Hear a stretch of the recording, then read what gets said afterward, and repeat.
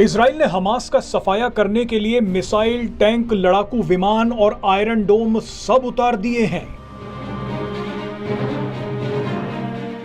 Israel पर तो यह भी आरोप लग रहा है कि उसने हड्डियां गला देने वाला फास्फोरस बम भी इस्तेमाल कर लिया है।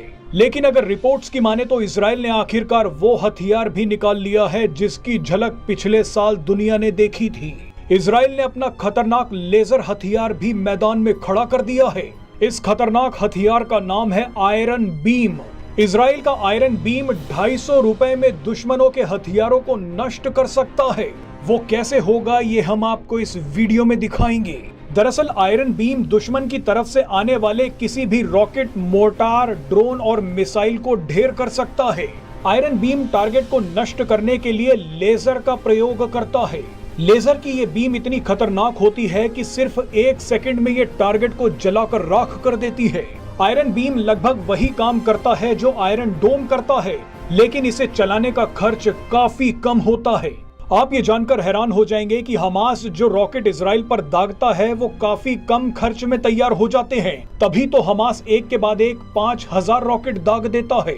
लेकिन हमास के इन रॉकेट्स को नष्ट करने के लिए इजराइल के करोड़ों रुपए खर्च हो जाते हैं।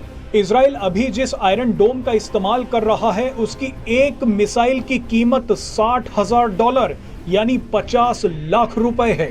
अब आप ही सोचिए कि हमास के हजारों रॉकेट्स को रोकने के लिए आयरन डोम को कितनी मिसाइलें दागनी पड़ती हैं। इसी परेशानी से बचने के लिए इजराइल ने 20 सालों की मेहनत के बाद आयरन बीम बनाया था। अब इजराइल इसी आयरन बीम हथियार का इस्तेमाल कर सकता है।